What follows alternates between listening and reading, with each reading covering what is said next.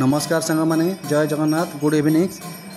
आज थिला शनिवार संध्यार आमे जाई पहुँची कविसूर्य नगर माँ महामाई मंदिर पीठरे माँ महामाई मंदिर गेट भितर एंट्री कला बेले देखिलु तार डाण पार्श्व किछि कईंच को रखा जाइछि।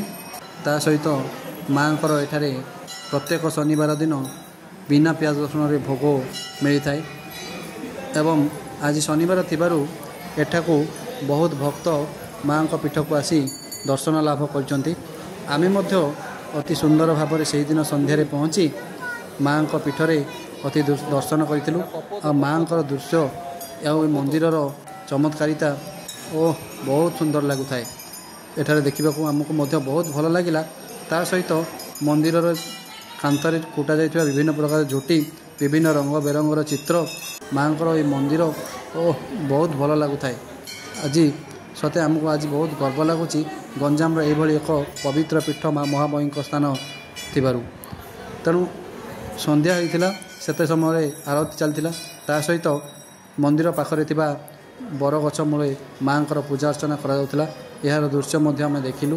यह आमको बहुत भल लगिला।